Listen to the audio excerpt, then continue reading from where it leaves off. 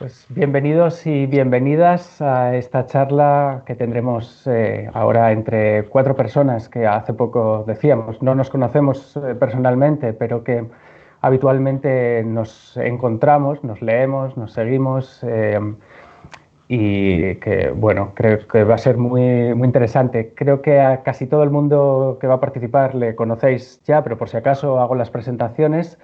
Tenemos a Blanca Garcés, es investigadora senior del CIDOB, experta en migraciones, con un montón de publicaciones a sus espaldas y con una posición a medio camino, corrígeme si me equivoco, Blanca, pero entre la academia y el activismo, entre las organizaciones, los movimientos sociales y la academia.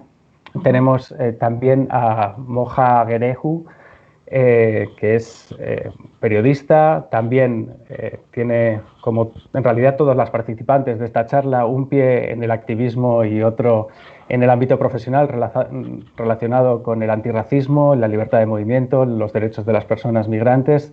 Es expresidente de SOS Racismo, es un trabajador habitual, publica habitualmente en el diario.es y en otras publicaciones. Y también tenemos a Alidin Asusi, no sé si lo he pronunciado bien, perdona el apellido. Está muy bien pronunciado, Ibai. Aladín también es activista y también es periodista, publica habitualmente en La Directa y en otras publicaciones. Tiene a pesar de lo joven que es, y esto es aplicable tanto a lo bien que escribe como a la amplia trayectoria que tiene detrás, tiene ya un largo historial de activismo en organizaciones diferentes en torno a la cuestión de la libertad de movimiento, los derechos de los y las migrantes y el antirracismo. Y bueno, sin más, os voy a dar paso porque es lo más importante. Yo soy Ibai Arbideaza, soy periodista en Grecia.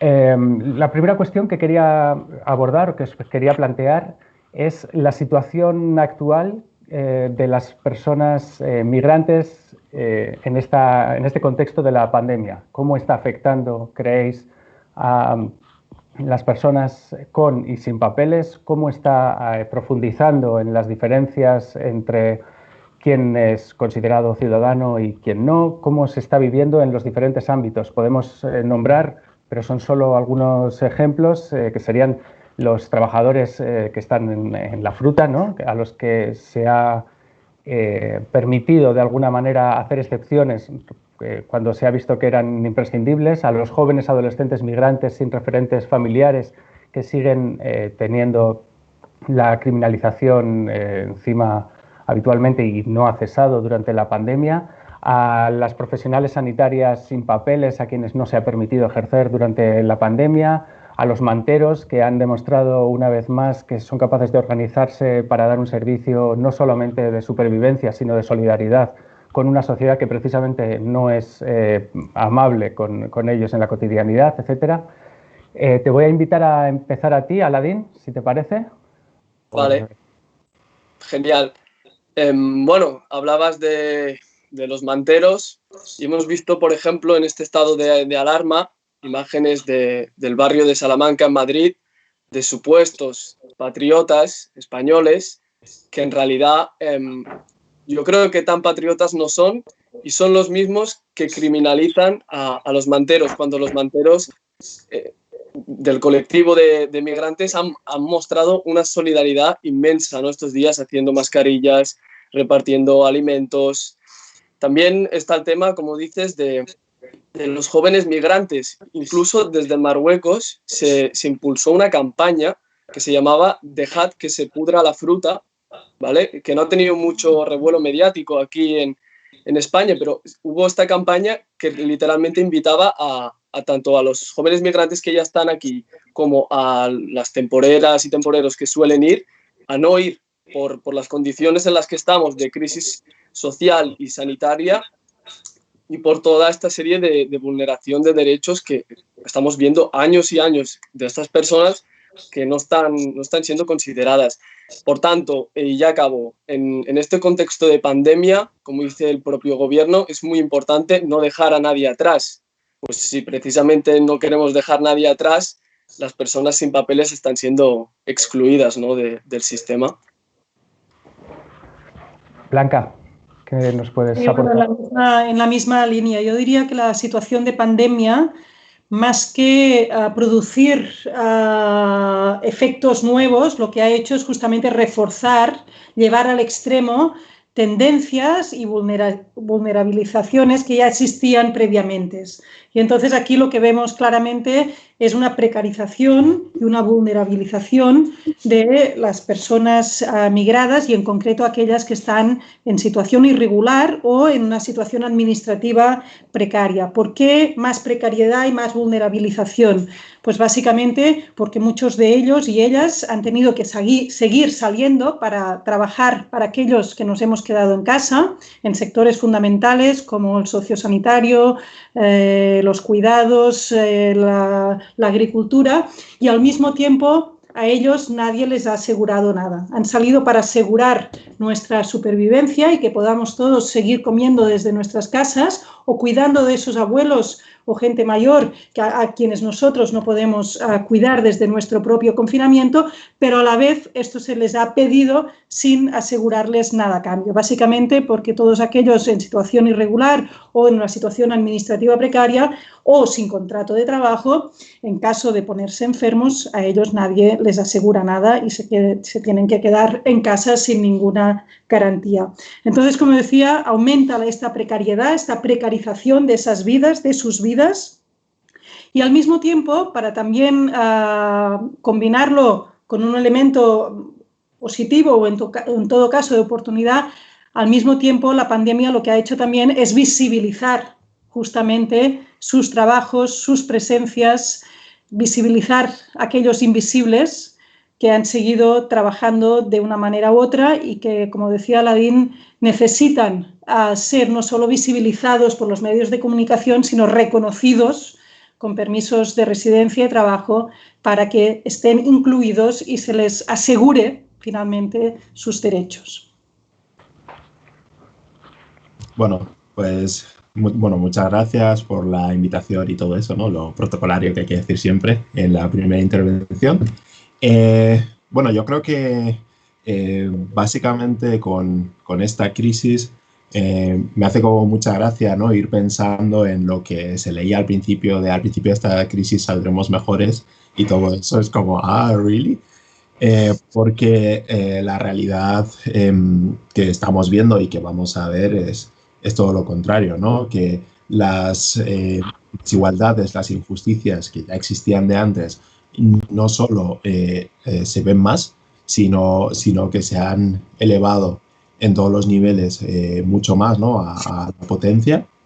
En el tema de la migración, incluso estamos viendo, ¿no?, las llegadas que se están dando, por ejemplo, en Canarias, las noticias pocas, por desgracia, que están saliendo, pero las pocas que salen pues tienen como incluso ese tinte de, bueno, han llegado pues X personas y encima varios han traído enfermedades, ¿no? Y en vez de enfocarlo desde una perspectiva de decir, pues igual es porque España no está aplicando los protocolos y que debería estar aplicando, pues bueno, siempre desde esa perspectiva de mirar a los inmigrantes que nos traen enfermedades. Pero luego yo creo sobre todo que es muy importante señalar cómo a nivel social, pero económico, pero sobre todo a nivel político, las contradicciones de este Estado, ¿no?, de Occidente, de España, pero también de Occidente, de la Unión Europea en general, están saliendo a la luz y nadie mueve un dedo, ¿no? Se está demostrando quién tiene el poder, quién no lo tiene. Yo flipo con cómo la campaña regularización ya, que pide la regularización masiva de la población migrante, está teniendo el impacto mínimo que está teniendo, ¿no? Salvo pues diputados de Esquerra Republicana, de Bildu, etcétera. Pero, o sea, un movimiento que ha conseguido, yo pocas veces he visto, ¿no?, a tantas organizaciones que trabajan el tema de la migración, muchas en las antípodas, ¿no?, de lo que realmente cuáles son las soluciones a esto. Se han posicionado, están remando en la misma dirección, pero sin embargo la respuesta del Estado y en este caso del gobierno es mínima, ¿no? Una referencia mínima de Pedro Sánchez en una rueda de prensa, otra referencia mínima de Pablo Iglesias en una comisión,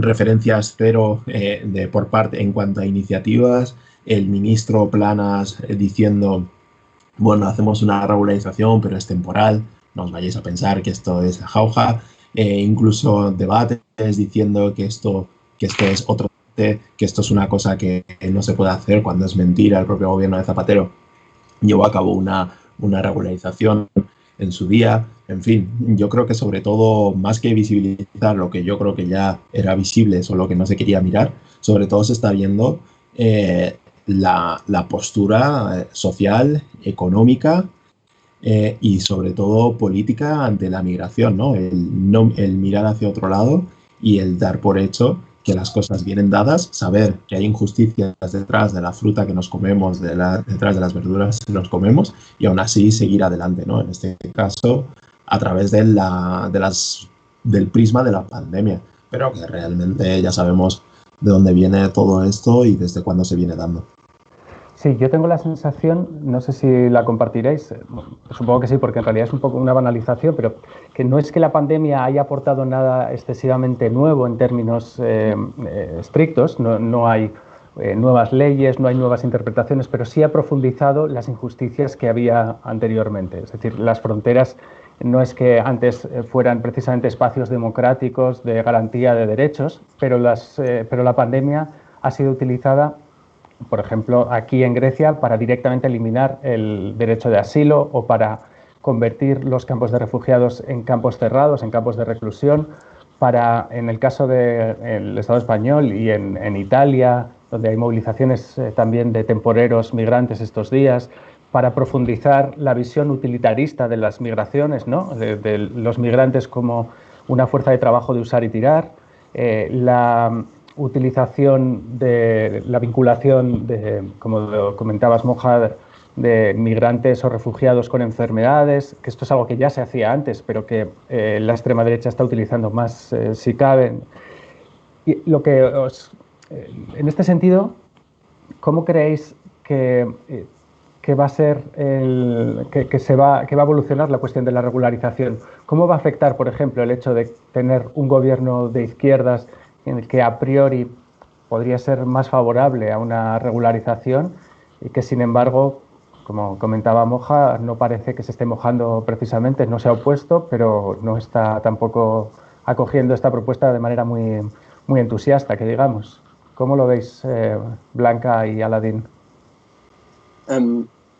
Yo quería comentar que, como me sorprende, ¿no?, la postura del gobierno. Si un gobierno que se define como social, como progresista, y vemos que realmente, por ejemplo, el ministro Escrivá dijo que no, que el Pacto de Asilo y Migración de la Unión Europea del 2008 no permitía hacerlo y que pues no habría una regularización porque no se daban las condiciones de otros países. Cuando el artículo 127 de la ley de extranjería dice precisamente eso: si hay alguna circunstancia extraordinaria y por razón de interés público, sí que se podrá llevar a cabo. Entonces yo veo un gobierno un poco preso de sus contradicciones, y entre la Unión Europea y sus intereses, que ya sabemos todos que son racistas y xenófobos, y también entre su propia ideología, ¿no?, que si realmente si es progresista, se tendría que llevar a cabo esta regularización. Y la medida esta, ¿no?, de dejar que los jóvenes extutelados de 18 a 21 años puedan ir a trabajar al campo, no arregla nada.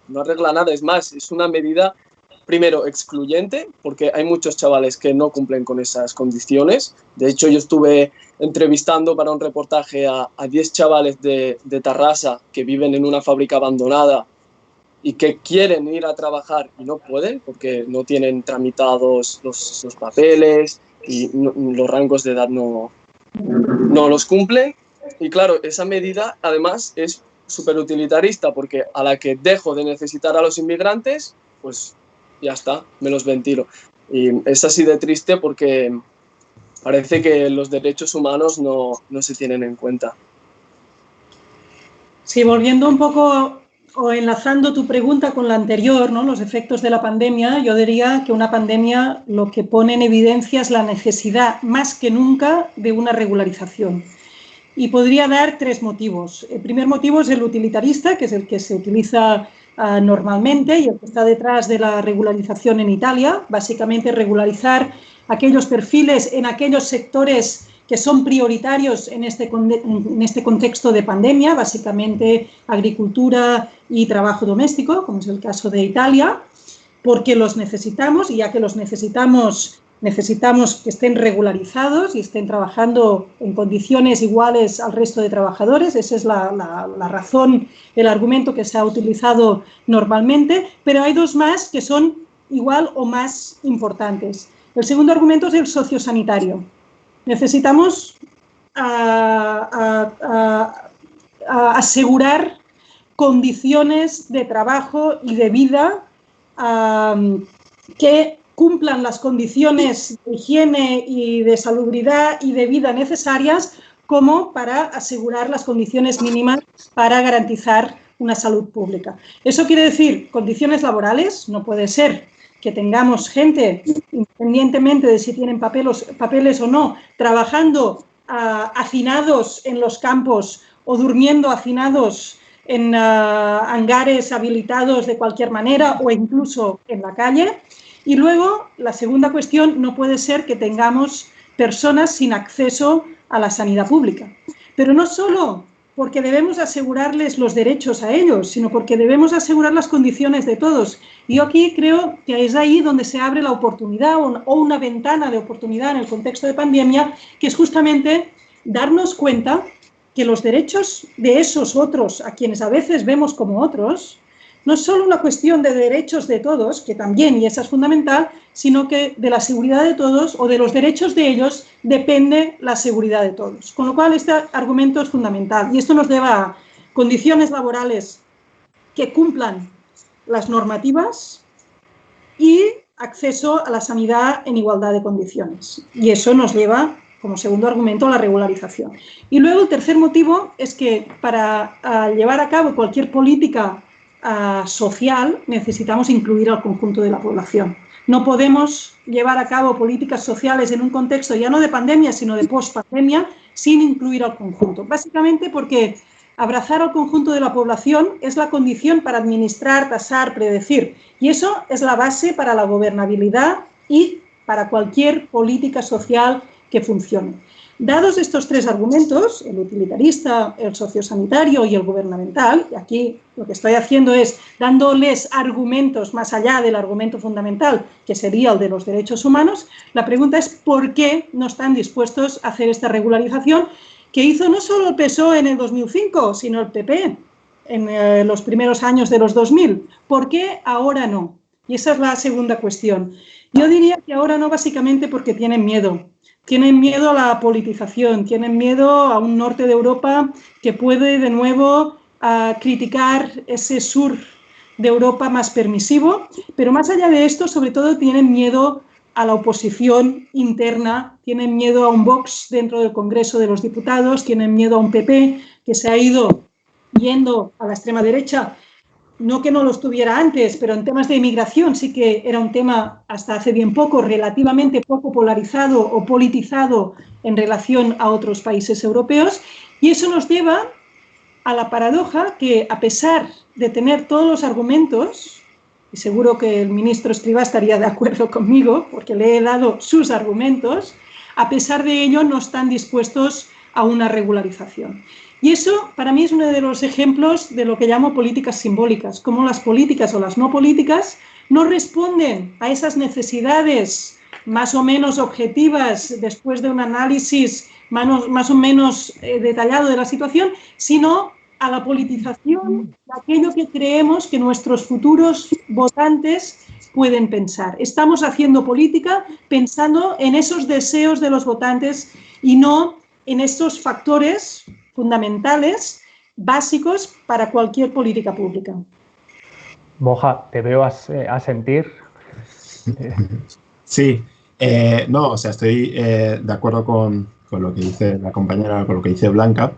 Yo sí que tengo como varias cuestiones en relación a por qué el gobierno no se moja en este asunto.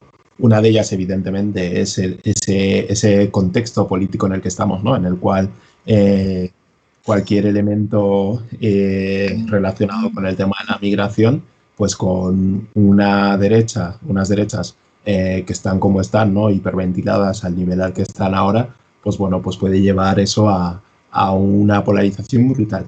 Pero por otro lado, yo creo que, por un lado, tenemos que pensar en este gobierno, aunque el PSOE lleve la voz cantante del mismo, no podemos olvidar que Unidas Podemos tiene una trayectoria y entre otras cosas, ha cabalgado sobre haciendo políticas y campañas relacionadas con la población migrante, ¿no? Y que iban por un lado, que iban por el lado del cierre de los CIE, que iba por el lado del tema de las vías seguras, que iba por el lado del tema de mejorar las condiciones en cuanto a los papeles y todo. Y todo eso yo creo que hay que señalar de forma clara y creo que están saliendo bastante bien de todo esto, de lo poco que Unidas Podemos está, por lo menos de puertas para afuera, hablando y haciendo presión sobre este asunto, ¿no? Entonces yo creo que esa es una vía importante que hay que llevar a cabo. Luego yo creo que también creo que hay un problema y es que se ve poco, tenemos pocas herramientas para demostrar, poner sobre la mesa el poder y la capacidad de la población migrante y racializada de origen migrante en España. No existen ningún tipo de datos, no digo no existen datos, perdón. Existen datos, pero existen muy pocos que tengan que ver con los temas de migración de una forma como propositiva e inclusiva dentro de la sociedad española, no como algo externo de mira cuántos migrantes vienen cada año, sino cuánta población de origen migrante hay aquí, en qué condiciones están, qué aportamos a la población española, qué recibimos a cambio y todo eso, ¿no? No hay una forma, no hay maneras como cuantitativas de medir todo ese impacto. Y yo creo que eso es importante, ¿no? A la hora de cargarnos con más argumentos, ¿no? O sea, más allá del argumento de derechos humanos, que yo creo que eso está por encima de todo, ¿no? Sino para la hora de buscar esas grietas a la hora de hacer como ese activismo, esa lucha, pues yo creo que eso es bastante importante. Y luego, respecto al Partido Socialista, yo creo que el Partido Socialista tiene una historia, ¿no? Tiene una historia de grandes claroscuros. En cuanto al tema de la migración, no descubro nada nuevo. Yo, por ejemplo, pienso en mi padre. Mi padre es votante socialista acérrimo después de la regularización que hizo Zapatero, ¿no? Desde entonces mi padre dijo, bueno, yo me voy a morir votando al PSOE porque él vio que mucha gente a su alrededor pues se benefició de aquello. Por otro lado, pues tenemos, ¿no?, al PSOE de las concertinas y tenemos al PSOE de lo más reciente, pues las devoluciones en caliente, que esto está aquí y no lo podemos olvidar. Pero aún así, yo creo que hay una grieta bastante importante sobre la que poder presionar, ¿no? Y sobre la que poder luchar. Y es jodido, ¿no? A mí, sobre todo, una última cosa, es jodido que nos tengamos que encontrar en la situación, como me parece que ha pasado en las últimas elecciones y ahora pasa también, ¿no? Entre esa dicotomía entre decir, buah, es que no quiero apoyar, a mí me pasa, ¿no? No quiero apoyar a este gobierno porque realmente no está legislando, ¿no?, en cuanto a población migrante y tal. Pero, madre mía, la alternativa, ¿no? De si no mantienes a este apoyo y si no, es como súper contradictorio, ¿no? Y yo creo que eso es un sentimiento que está allí, que dices, oye, ¿cómo gestionamos esto, ¿no? Yo creo que en ese sentido los partidos de izquierda, y no es algo que pase solo en el Estado español, o sea, es un debate que hay en la izquierda europea de manera muy enconada en Alemania, por ejemplo, en Die Linke. No hay tanto debate en Francia, lamentablemente, porque las posiciones racistas han ganado el debate, las posiciones pro fronteras al menos, pero ahí está este debate de fondo en las izquierdas europeas en las que hay una parte que dice que si no se asume una parte del programa de la extrema derecha, de la militarización de las fronteras, de considerar que la inmigración es un problema, etcétera, etcétera, entonces sube la extrema derecha, ¿no? Y hay otra parte que creo que es la que nos toca reivindicar aquí, que es decir, es que si no hace falta que esté la extrema derecha para que se apliquen sus políticas, ¿de qué sirve supuestamente frenar a la extrema derecha? ¿De qué sirve que la izquierda asuma que hay una parte de la población a la que hay que proteger y otra parte que es prescindible, que es la población racializada, la población migrante, que es perfectamente prescindible para ese ideal de justicia social que supuestamente se defiende, ¿no? Y en ese sentido, Blanca, decías, ¿no? No se pueden hacer políticas sociales sin incluir a una parte de la población. Pero es que además, no solamente que no se pueda desde un punto de vista ético, desde un punto de vista político, sino que es que además los últimos 20 años de ascenso de las extremas derechas en Europa también nos demuestran que no es útil para las izquierdas comprarles el marco, que cuando las izquierdas claudican también en este terreno, al final no le quitan espacio a la extrema derecha, sino al revés, lo que hacen es perder terreno también electoral, es decir, que ni siquiera es útil en ese sentido, ¿no? Pero, bueno, perdona Blanca, no sé si te he cortado, que ibas a responder. No, iba sintiendo todo lo que dices. Muy de acuerdo. En este sentido, entonces, os planteo otra cuestión. ¿Cómo veis el futuro inmediato? ¿Cómo creéis que van a evolucionar tanto las políticas que tienen que ver con las migraciones, las fronteras, el racismo, etcétera? ¿Cambiamos el orden ahora? ¿Puede empezar Moja, por ejemplo? Sí. Pues venga. Bueno, de cara al futuro, pues un poco como comentábamos antes, o sea, yo sí que creo que se ha abierto como una oportunidad, ¿no? Para que, pues de cara a una mayoría, a un grupo cada vez más amplio de la sociedad, se entienda pues, el tema de la migración desde una perspectiva que no sea la de la extrema derecha y la de la derecha en general, y que creo que allí se abre una oportunidad para mucha gente, ¿no? Que pueda decir, bueno, pues desde el punto de vista de pues bueno, lo que ha enumerado Blanca, ¿no? De protección sanitaria, desde un punto de vista económico, ¿no? De las aportaciones a la economía, desde un punto de vista, pues eso, del empleo, de sostén de nuestras necesidades más básicas, ¿no? Que eso, bueno, yo creo que luego eso dentro del activismo antirracista y todo, pues se tiene que lidiar con eso, ¿no? El decir, bueno, queríamos esta medida, pero no la queríamos que fuera de un modo utilitarista, pero al final de un modo utilitarista mucha gente va a poder trabajar y va a poder desarrollarse. Pero bueno, eso son como contradicciones que van más allá, pero los hechos que vayan de una manera. Yo sí que hace unas semanas Miguel Ángel nos preguntaba como a distintas personas que nos hiciéramos preguntas de cara al futuro, ¿no? De cómo vamos a ver esto. Y poníamos varias cuestiones. Yo, por ejemplo, también hablaba desde el punto de vista del periodismo, ¿no? Es un poco de los que más como puedo pilotar.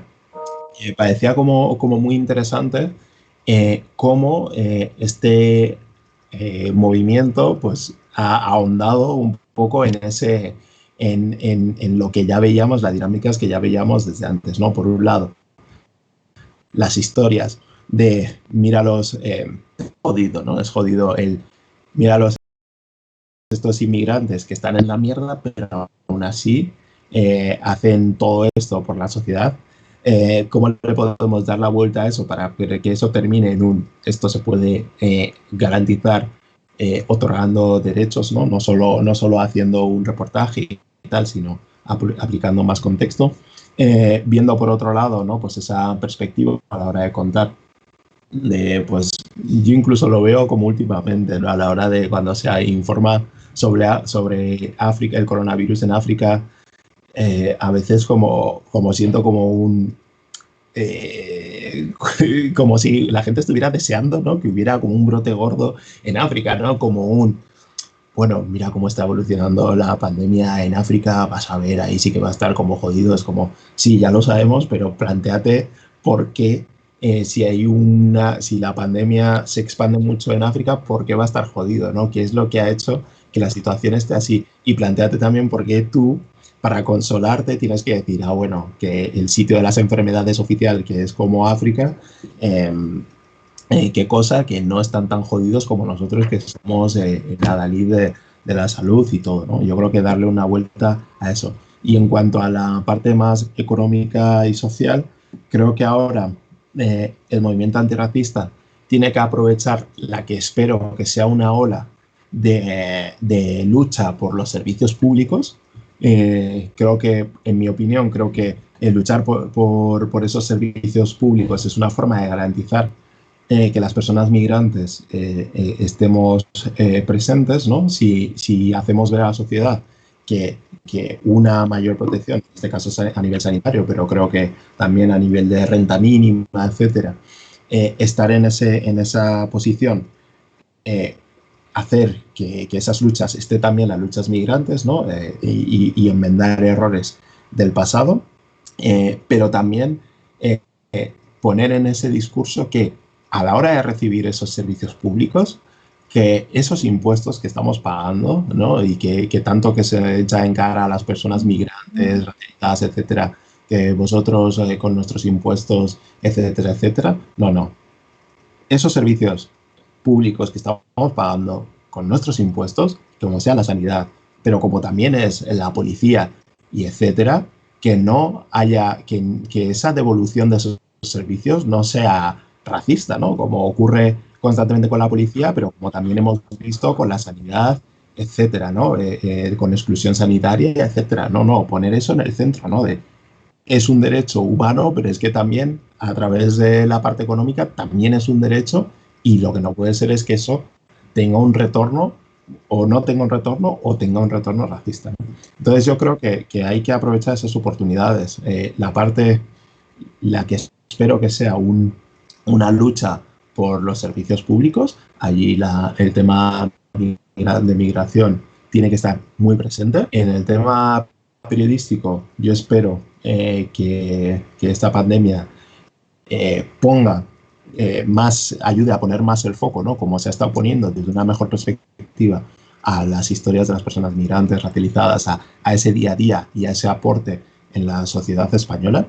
Y desde la parte social creo que puede servir esa visibilidad que comentaba Blanca para que una mayor cantidad de gente de nuestra sociedad sea capaz de unirse, ¿no? A las reivindicaciones que se hagan, ¿no? Desde una regularización al tema de la sanidad, a la educación, etcétera, ¿no? Que haya como una mayor base social que empuje hacia la consecución de medidas en favor de la población migrante y racializada.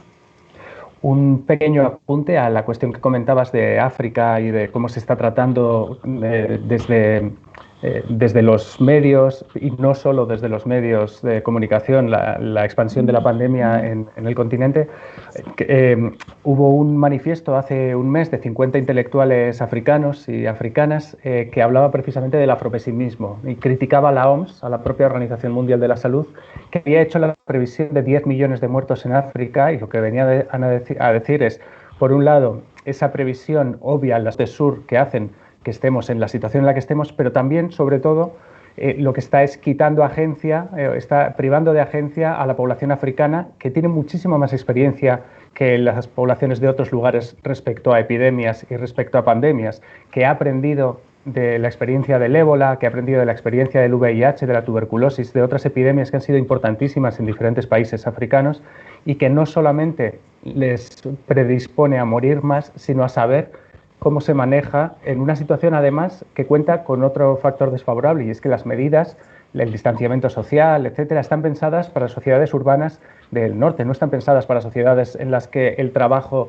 es un trabajo literalmente del día a día, porque no se puede guardar comida para muchos días, porque no se puede trabajar porque no hay condiciones para trabajar y para ahorrar, sino que en las que el confinamiento no funciona, ¿no? Esto se ve en los países africanos, pero también en muchos otros países y también precisamente en gente sin papeles, por ejemplo, que vive en Europa, ¿no? El confinamiento pensado para quien tiene unas necesidades materiales cubiertas. Básicamente el confinamiento está pensado, las medidas de confinamiento están pensadas para un varón urbano de clase media que no cuida, porque todas las personas o que cuidamos o que no cumplimos algunas de esas características y mucho más aquellas que no son ni siquiera reconocidas como ciudadanas están sufriendo también las consecuencias de un confinamiento que no está pensado para ellas, ¿no?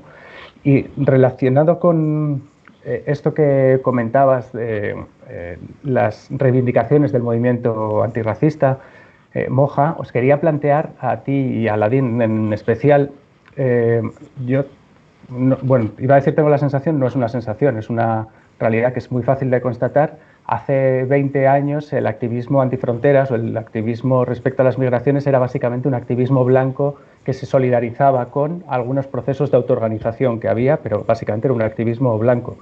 Y ahora el peso de las movilizaciones, de los discursos, etcétera, afortunadamente ya no es blanco, sino que recae en gente racializada, hijos o hijas de migrantes que han llegado hace poco, etcétera. ¿Cómo veis vosotros la evolución de los movimientos en ese sentido? Aladín, que yo he hablado un montón. Bueno, muy positivo que poco a poco se nos dé el espacio que al final debemos luchar por él, ¿no? Y claro, es que es lo que tú dices, Ibai, hace pues años no era así y ahora estamos...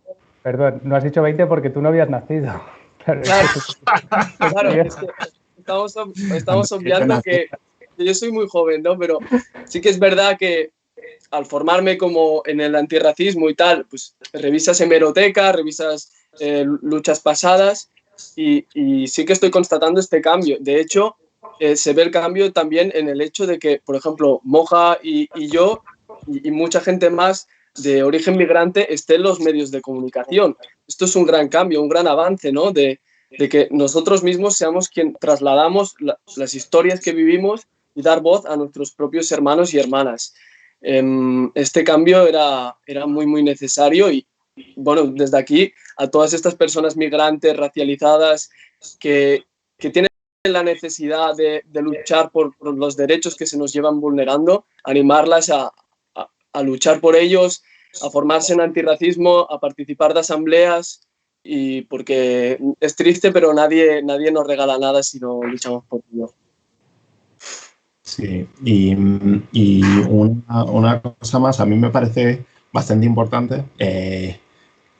Creo que, bueno, este ha sido un proceso como bastante largo. A mí me ha llevado unas broncas y unas movidas gigantes este asunto, pero yo creo que es importante, por un lado, entender que la lucha antirracista es una lucha que compete a toda la sociedad. O sea, que esto no significa que el resto, no, que pues en este caso, pues la gente blanca, etcétera, se tenga que lavar las manos para nada. Yo creo que es importante que estemos todos, absolutamente todos, no se puede prescindir de nadie. Pero sí que es verdad que yo pienso, pues por ejemplo, ¿no? en lo que era habitual hace 5 años o 6. No sé, yo recuerdo en las primeras mesas en las que participaba, yo era siempre pues el testimonio, ¿no? No era experto, era simplemente testimonio. Los expertos pues eran pues otras personas blancas, académicas, etcétera, que teorizaban sobre el racismo, pero nunca lo padecían. Y yo creo que fue importante en ese sentido que hayamos ido apareciendo determinadas personas que hayamos dicho, mira, no, esto no puede ser así. O sea, creemos que las personas que lo vivimos en primera persona tenemos una agencia como para hablar de ello con la capacidad profesional y todo, pero y aparte con la experiencia para tratar estos temas, ¿no? Y ha sido una lucha complicada, sobre todo porque se ha entendido como si solo las personas migrantes racializadas fuéramos como las únicas que pudiéramos hablar sobre el tema del racismo. Yo creo que no es así, que todos tenemos que hablar de ello y luchar contra ello, pero sin que eso no suponga quitar la voz, ¿no? Quitar la agencia, quitar la presencia de las personas migrantes racializadas, ¿no? Que eso no sea, digamos, usurpar ese papel allí en el frente que tenemos, que son cosas distintas y esto como que suele de ser como muy dado a que haya gente que se lo tome como a la personal, ¿no? Ah, entonces tú lo que quieres es que no, tal. No es así. Tú tienes que estar allí, pero igual en una, no sé, por poner un ejemplo chorra, ¿no? Pero en igual, pues si estamos hablando, pues en una manifestación o contra el racismo o lo que sea, pues hombre, si hablan 5 personas y todas las 5 personas pues son blancas y hablan como de una forma teórica, etcétera, pues hombre, pues dices, oye, esto pues igual está mal, ¿no? Blanca, ¿quieres añadir algo más? Bueno, volviendo a la pregunta que hacías respecto al futuro inmediato, ¿no? ¿Cómo lo veo? Aquí hay dos respuestas, la deseada por un lado y la esperada por el otro. Totalmente. ¿Perdona?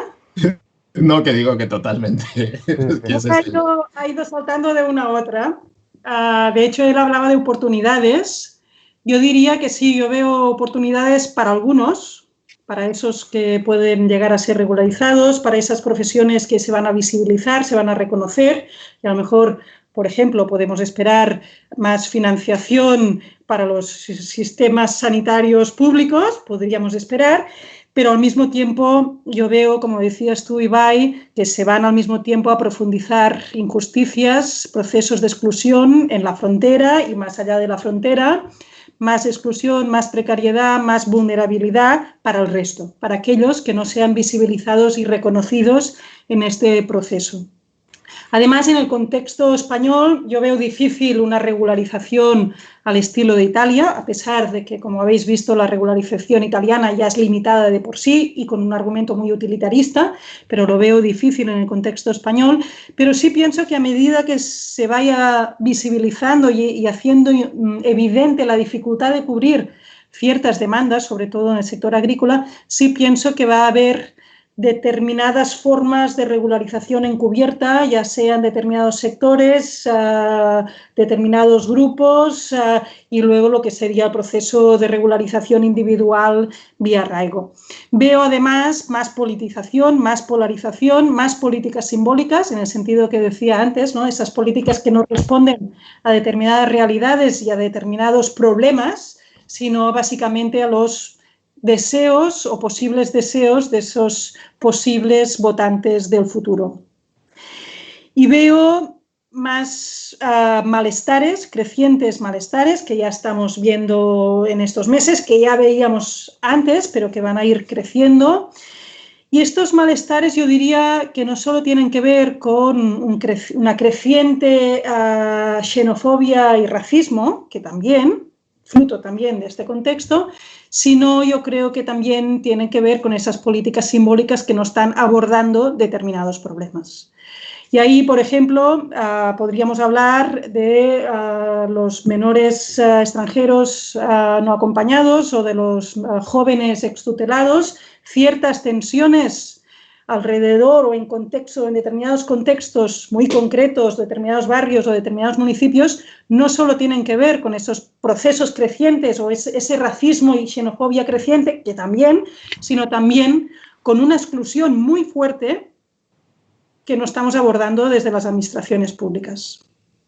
La exclusión es el conflicto del mañana. La exclusión de hoy es el conflicto de mañana. Tener jóvenes sin permiso de residencia, sin permiso de trabajo, tener menores sin todos esos derechos y contextos de recepción y acogida, pues obviamente es también origen o factor para conflictos presentes y de futuro. Y yo creo que esto sería importante también recordarlo para no reducirlo todo a una lucha entre racistas y antirracistas, sino también de nuevo pedir la responsabilidad de las administraciones en aquello que no están haciendo. Aladín, tú, entre otros muchos temas, pero este es precisamente el de los jóvenes, uno que sueles tratar habitualmente, ¿no? ¿Cómo ves la cuestión? Bueno, como comentaba Blanca, es cierto, ¿no? Esto que está habiendo unos indicios de malestar personas migrantes, normalmente son los jóvenes migrantes. Hace poco en mi propio municipio, en mi propio barrio, había un malestar vecinal, la constante criminalización de estos jóvenes, y se está viendo también en otros municipios de Cataluña, y incluso con mucha violencia, gente que clama a desocupar a estos jóvenes, incluso a agredirlos. Y es lo que dice Blanca, me quedo con la frase que ha dicho.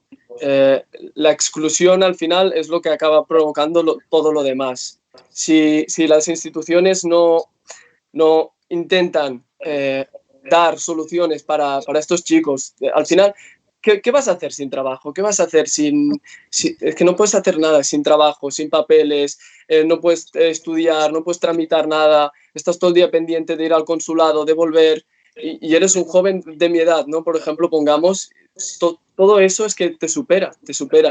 Y el futuro, pues, lo veo jodido, porque sabemos que cuando hay crisis social, cuando hay crisis económica, a quien se pone en el punto de mira es al enemigo fácil, que es siempre el migrante y no el de arriba. Sí, poner en el punto de mira, además, yo creo que sin ser alarmista, pero también reconociendo indicios reales que hay también motivos de preocupación en el sentido del aumento de la violencia en las calles, ¿no? Lo que en los que fuimos jóvenes en los 90 era relativamente habitual, pues, ¿no? Las bandas de extrema derecha dando palizas, etcétera, que es algo que en realidad nunca desapareció, pero que bajó de intensidad. Es algo que está volviendo, yo digo sin alarmismos, sin creer que está todo perdido, ni mucho menos, pero no es algo que ocurra solo en el Estado español, ¿no? Aquí en Grecia, por ejemplo, que es donde había sido muy diferente la evolución, porque Amanecer Dorado tuvo su pico y su pico de actividad paramilitar hace una década. Esto bajó, pero ahora que Amanecer Dorado no existe como organización política, en febrero en Lesbos y en otras islas sí que vimos un aumento espectacular de agresiones a migrantes, a voluntarios y voluntarias de ONGs, a periodistas, etcétera. Es algo que paradójicamente la pandemia detuvo, porque en la medida en que no había gente por las calles tampoco había agresiones, pero tampoco es algo que sea ni exclusivo de Grecia ni del Estado español. Hay un repunte en toda Europa de estas agresiones, ¿no? ¿Cómo veis este panorama? Porque me refiero a que hemos abordado mucho, porque es muy importante, a nivel institucional, cómo vemos el futuro, cómo veis las calles en el futuro inmediato o a medio plazo. ¿Voy yo? Sí, si te apetece, Mohab. Venga, va. Bueno, a nivel de calle, efectivamente, encontrarán la forma de azuzar a la población en contra de la inmigración. O sea, no necesitan, creo que el racismo no necesita de la verdad ni necesita de la razón, simplemente necesitan creer en una serie de ideas. Y bueno, y mucha gente que cree en unas ideas, pues bueno, pues si en este caso les ponen la excusa del coronavirus, pues será. Entonces, ese contraataque o ese ataque que ya se venía viendo en los últimos años en las calles, ¿no? Ese empoderamiento, ¿no? que tiene esa extrema derecha en las calles, ¿no? Cada vez más. Lo estamos viendo ahora con las protestas, pero bueno, lo llevamos viendo mucho en los últimos años. Creo que evidentemente va a seguir, ¿no? Y encontrarán la forma de justificarlo. Yo quiero pensar, ya trato un poco de ser optimista, ¿no? Porque creo que el antirracismo es un mundo muy desagradecido, porque siempre estás como recibiendo malas noticias y todo esto, ¿no? Yo sí que pienso en cómo se ha articulado esto de regularización ya, como las redes de apoyo vecinales, etcétera. Yo quiero pensar que todas esas redes, toda esta red que se está creando ahora a causa del coronavirus, quiero pensar que se va a mantener, ¿no? Que mucha gente, en cierto modo, va a haber aprendido, ¿no? a discernir lo esencial de lo que puede ser más superficial, ¿no? A la hora de posicionarse en estos asuntos, y creo que todas estas redes van a seguir funcionando, ¿no? A mí me parece que joder, algo que se ha creado, aunque haya sido en muy poco tiempo, pero algo que se ha creado a nivel de todo el Estado y con tantas organizaciones, tantas personas que creen en lo mismo, viniendo desde distintas perspectivas, a mí me parece que eso no se puede acabar de la noche a la mañana, ¿no? Y yo creo que todas esas redes se tienen que aprovechar para todo lo que venga en el futuro, ¿no? Y para que vaya desde un cubrir las necesidades más básicas de alimentación, de alojamiento, etcétera, hasta lo que pueda ser pues una autodefensa, ¿no? En un momento dado, las denuncias contra esta ofensiva y todo. Yo creo que todas esas redes se van a mantener. Hay gente muy potente trabajando en esto en primera línea y yo creo que sí que se va a mantener. Luego voy a volver a señalar un poco a nivel mediático, ¿no? Pero yo sí que creo que el tema de, pues bueno, los bulos, todas esas cadenas de WhatsApp, etcétera, eso es un agujero sin fondo, ¿no? Y con eso sí que soy un poco menos optimista, porque la verdad que eso es un pozo. Y es como muy, muy difícil de controlar, salvo que las propias redes sociales tomen partido, ¿no? Hemos visto que, por ejemplo, WhatsApp ha limitado el reenvío de mensajes a raíz de la pandemia, pero bueno, ha sido desde una perspectiva sanitaria. Pero sí que allí veo como algo más difícil. No sé qué soluciones podemos encontrar a ello. Creo que las plataformas así de verificación, como pueden ser Maldita o Neutral, pues son un pequeño parche que pueden servir en cierto modo, pero que no solucionan lo que tenemos. Entonces habrá que buscar las formas, ¿no? Evidentemente, todo esto, para atajarlo, tenemos que ir a la raíz, a lo estructural, ¿no? E ir a la parte educativa, a la parte institucional y que directamente no haya un caldo de cultivo para ese tipo de mensajes, pero es verdad que está difícil, ¿no? Y que haya un compromiso también por parte de los medios de no, pues en este caso, poner el tráfico, ¿no? En las visitas a las páginas web por encima de la honestidad y todo, para ayudar a difundir todos estos mensajes. En la parte de calle me siento optimista en cuanto a la organización que se está creando ahora. En la parte de medios de comunicación, Blanca, Aladín, ¿cómo veis este panorama? Tanto a nivel mediático, como comentaba Moja, a nivel de calle, como os planteaba yo.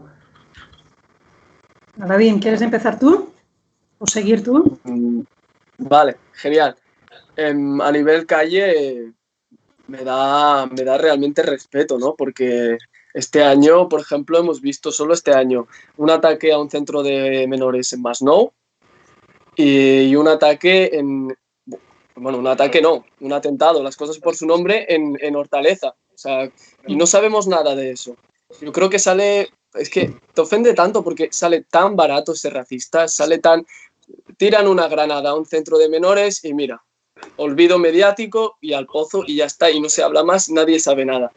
Entonces, frustra mucho. Yo creo que una de las maneras de combatir precisamente esta xenofobia de las calles más violenta, más agresiva, es frenar esa impunidad, es castigar ejemplarmente para que si alguien es racista se le sancione como debe ser adecuado, ¿no? Es paralelamente lo que pasa también en el fútbol, ¿no? Que en los estadios siempre pasa racismo y nos quejamos muchísimo, pero claro, si no haces nada, pues normal que pase. Y esa sería un poco mi reflexión. Sí, siguiendo lo que decías, para mí la cuestión entonces sería qué hacer para que no salga tan barato, ¿no? Y aquí me remito a un artículo tuyo, Ibai, sobre las causas o los factores de declive de Amanecer Dorado, que casualmente lo leí hace unos días, ya sé que lo escribiste hace mucho tiempo, y yo creo que ahí es muy importante justamente toda esta movilización de calles, asociaciones vecinales, movimientos sociales, por un lado para dar respuesta a aquellas demandas, necesidades, urgencias que las administraciones no están abarcando y a la vez también para mediar y diluir cualquier contexto o situación de conflicto, porque conflictos puede haberlos. La cuestión es cómo respondemos a estos conflictos y la cuestión es que estos conflictos no acaben acelerando y alimentando determinados discursos racistas, xenófobos y votos hacia la extrema derecha de cara a elecciones futuras. Yo creo que eso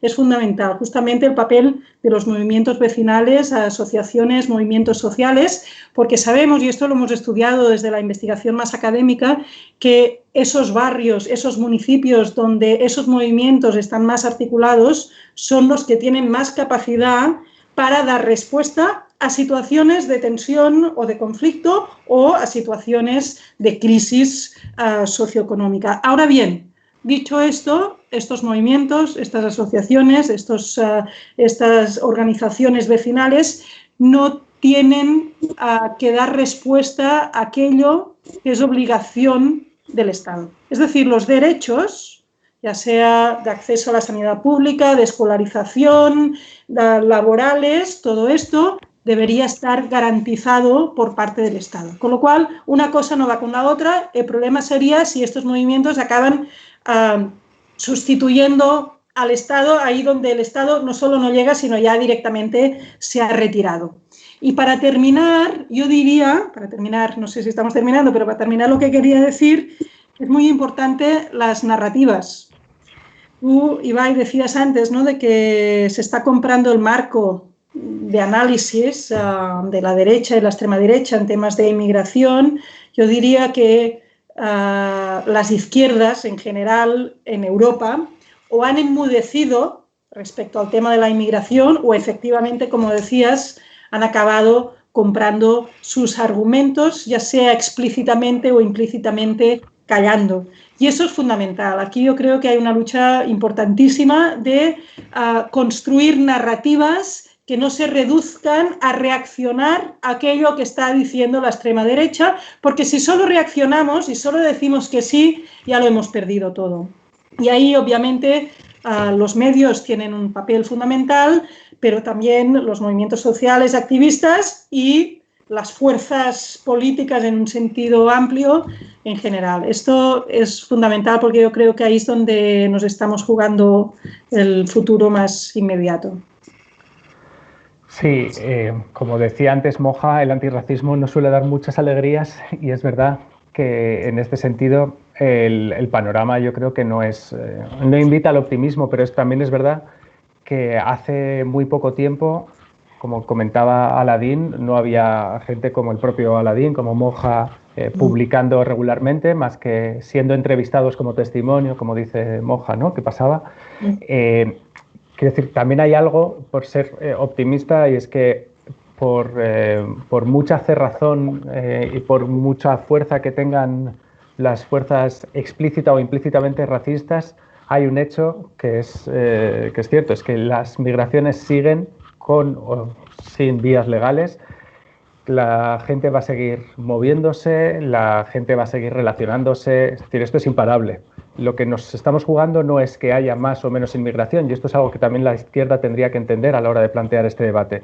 La cuestión no es si va a haber inmigración o no, sino en qué condiciones, a qué precio, es decir, qué condiciones de seguridad, a qué coste de vidas, a qué coste social, cuál es el sufrimiento aceptable para los que plantean que las fronteras tienen que seguir reforzándose, o porque es un hecho que los movimientos de población y la mezcla de población no se detiene ni con las fronteras más militarizadas a lo largo de la historia. Y por lo tanto, para mí esto sí que es un elemento de optimismo, siendo consciente también de lo terrible que encierra esta situación, en el sentido de que va a haber inmigración. Ya hemos ganado los que estamos y las que estamos a favor de las migraciones.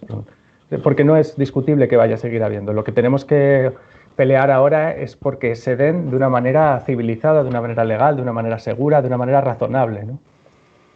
Sí, yo totalmente de acuerdo con lo que comentas tú, Ibai, y también con lo que comentaba Blanca sobre el cambio de las narrativas. Y realmente es como muy, muy interesante, ¿no? Yo creo que también otra de las frustraciones que existen respecto al movimiento antirracista es como, joder,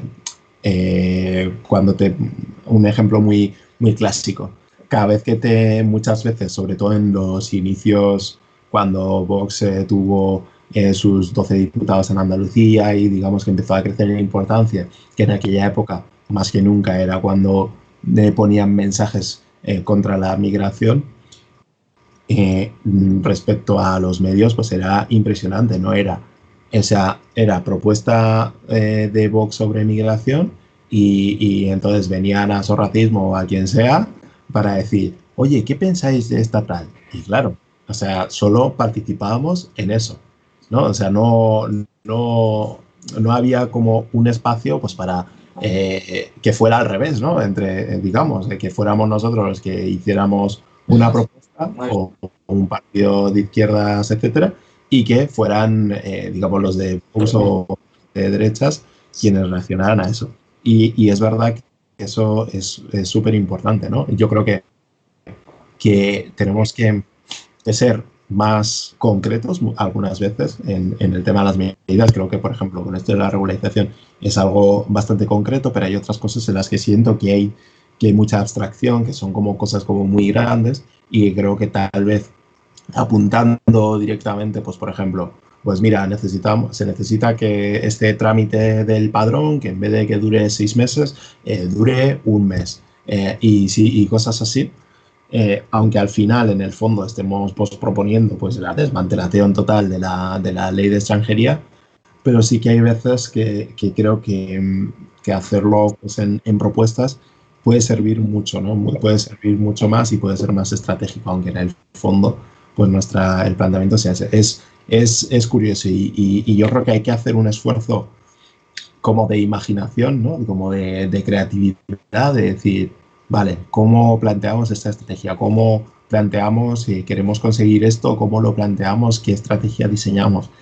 A veces siento que entre todo lo malo que hay que gestionar, todas las situaciones de mierda que hay que gestionar, más todo lo que hay que reaccionar, no tenemos espacio para eso, ¿no? Para ese maquinar, ¿no? Para eso, pues, en este caso, pues cuando Vox dice, pues mira, o el PP Casado cuando decía, sí, cuando venga una mujer inmigrante que deja a su hijo, no me acuerdo aquella propuesta que fue como buenísima, pues cosas así, ¿no? Nosotros muchas veces no tenemos este tiempo, ¿no? Uno, porque estamos ocupados en sobrevivir y dos, porque estamos ocupados en reaccionar a las cosas racistas. Pero ¿dónde está ese espacio para proponer y ser creativos, imaginativos a la hora de plantear soluciones a lo que estamos viviendo? Aladín. Sí, bueno, yo un poco lo que decía Moja, lo de construir narrativas es súper importante, y más en estos temas de migraciones en los que claramente hay señalados y gente que señala, ¿no? Y normalmente los medios convencionales, desgraciadamente, cogen el discurso fácil y culpan a los propios migrantes de sus condiciones, de todo lo que sufren. Entonces, es súper importante este periodismo comprometido, este periodismo que intenta dar otro punto de vista, o sea, escuchar realmente qué piensan, ¿no? Por ejemplo, vi el otro día un reportaje sobre el empadronamiento aquí en Cataluña, un reportaje en TV3, que realmente decía que los ayuntamientos estaban vulnerando la ley que permitía empadronar a personas. Y justo después, un par de días después, se consiguió que muchos ayuntamientos cambiaran esta tendencia y empezaran a empadronar a la gente bajo el derecho. Entonces, tenemos un poder y es el poder de la transformación social y debemos ejercer el periodismo riguroso y comprometido porque realmente podemos ayudar a cambiar las cosas. Yo creo que también es antirracismo hacer un periodismo honesto. Os voy a pedir ahora brevedad porque estamos cumpliendo ya una hora de charla, pero simplemente para agradeceros muchísimo las intervenciones de cada cual, que han tenido precisamente mucha consistencia y han sido breves, han sido ágiles, ha sido muy interesante y muy fácil de seguir.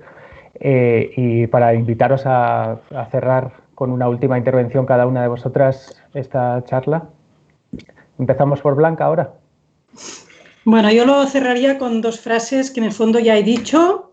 Por un lado, lo que recuperaba Aladín después de que la explosión de hoy es el conflicto de mañana, con lo cual hay que luchar para reducir esta exclusión de hoy. Y ligado con esto, tenemos que entender, y yo creo que el contexto de pandemia lo pone especialmente en evidencia, de que de los derechos de ellos depende la seguridad de todos. Es decir, ese argumento típico de la extrema derecha, sus derechos versus nuestra seguridad, es decir, defendemos nuestra seguridad, aunque ello implique sacarles sus derechos. Yo creo que el contexto de pandemia lo que pone en evidencia justamente es que solo podemos asegurar la seguridad de todos si aseguramos los derechos de todos. Y yo creo que eso es fundamental y para mí la ventana de oportunidad que se abre en este contexto es justamente esta. Moja, Aladín, Moja, como queráis. Dale, Aladín. Vale. Sobre lo que decía Blanca, sobre la seguridad, el término seguridad viene también de la palabra cura. Entonces, si no tenemos curas de todos aquellos, ¿cómo vamos a querer tener seguridad? Básicamente esto, y la campaña de regularización ya ha sido una campaña súper transversal, con mucho trabajo, con mucha gente detrás, y que se consiga o no, yo creo que tenemos que seguir en esta línea, en un antirracismo combativo, y nada, desde todos los ámbitos, desde el periodismo, desde el activismo, en las calles, porque, ya digo, los derechos desgraciadamente se tienen que ganar. Sí. Bueno, yo sí que apuntar que es súper importante no confiar en las instituciones mucho, ¿no? En el sentido para como que ellas no esperar que las instituciones dirijan el cambio, porque precisamente muchas veces las instituciones lo que hacen es retrasar esos cambios. Confiar sobre todo mucho en una buena organización, ¿no? A nivel vecinal, a nivel municipal, a nivel estatal, no estar coordinados y ser capaces de dirigir unas acciones con creatividad, con imaginación, para aprovechar estos contextos, ¿no? Contextos de la pandemia, pero también como la normalidad o nueva normalidad, como se la quiera llamar. Y luego, por supuesto, no dejar fuera ningún ámbito, ¿no? Hay veces que yo me encuentro con mucha gente, ¿no? Que dice, pues a mí me gustaría como hacer cosas, pero así a mí no me mola el rollo manifestaciones y tal. Digo, hombre, pero a ver, que es que, o sea, el activismo no es solo ir a manifestaciones o convocar un evento o hacer mucho ruido en redes sociales, se puede hacer activismo de muchas maneras. Entonces, para la gente que pueda estar viendo y tenga que estar como ese sentimiento de decir, ay, no sé si darlo, pues bueno, o sea, ya el propio, pues como hablamos, ¿no? Con Aladín, desde el periodismo, el propio hecho de que estemos allí, de que aportemos esa mirada antirracista dentro del propio periodismo que hacemos, ya es un activismo y un cambio enorme, ¿no? Desde la academia también, ¿no? Salir de los pensamientos tan occidentales y tal, y entrar con ideas más amplias, pues también es un activismo, ¿no? A nivel cultural, a nivel en muchos niveles, ¿no? Entonces, no desdeñar ninguno de estos ámbitos, pero sí como intentar marcar unas líneas, ¿no? Comunes sobre las que andar. Pues moltíssimes gràcies, Blanca, Moja, Aladín, i moltíssimes gràcies a Casa Nostra, Casa Vostra, per haver-nos convidat, i en especial a tothom que hagi aguantat aquesta hora i pico de xerrada. Fins la propera.